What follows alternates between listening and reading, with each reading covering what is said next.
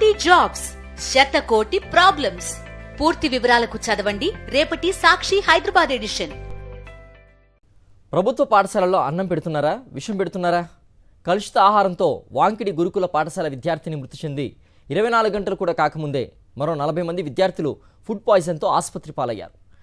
ఊటిన వారిని దగ్గరలోని ఆసుపత్రులకు తరలించారు. పాఠశాలలో మధ్యాహ్న భోజనం తింటున్న విద్యార్థులు వరుసపెట్టి అస్వస్థకు గురవుతుండడంతో తల్లిదండ్రుల్లో ఆందోళన వ్యక్తమవుతోంది.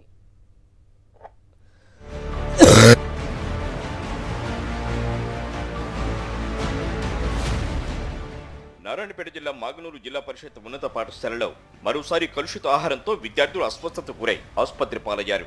మధ్యాహ్న భోజనం తిన్న 40 మంది విద్యార్థులు వాంతులు, విరేచనాలు, కడుపు నొప్పితో తీవ్ర అనారోగ్యానికి గురి కావడంతో ఉపాధ్యాయులు మొదట మాగనూరు పిహెచ్సికి తరలించారు.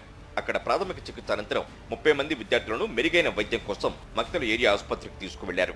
ఇందులో 9వ తరగతి విద్యార్థులు నేత్ర, దీపిక పరిస్థితి కొంత విషమంగా ఉండడంతో మహబూబ్ నగర్ జనరల్ ఆసుపత్రికి తరలించారు. మాగనూరు ఇన్ఛార్జి తహసీల్దార్ సురేష్ కుమార్, మధ్యాహ్న భోజనం ఇన్ఛార్జి, పాఠశాల ఉపాధ్యాయుడు రాఘవేంద్రాచారి పర్యవేక్షణలోనే మధ్యాహ్న భోజనం తయారు చేయించారు. అయినప్పటికీ మళ్లీ ఫుడ్ పాయిజన్ కావడంతో అధికారులు సైతం ఆందోళన చెందుతున్నారు.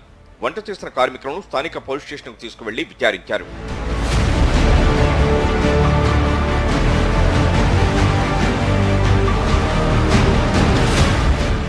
విద్యార్థులు స్కూల్ బయట ఉన్న బేకరీలు, దుకాణాల్లో చిరుతిళ్లు తినడంతోనే అస్వస్థతకు గురై ఉంటారని కలెక్టర్ సిక్తా పట్నాయక్ అనుమానం వ్యక్తం చేశారు. డీఎస్పీ లింగయ్య నేతృత్వంలో పోలీసులు రంగంలోకి దిగి మాగనూరులోని పలు బేకరీలు, దుకాణాల్లో విచారణ చేపట్టారు.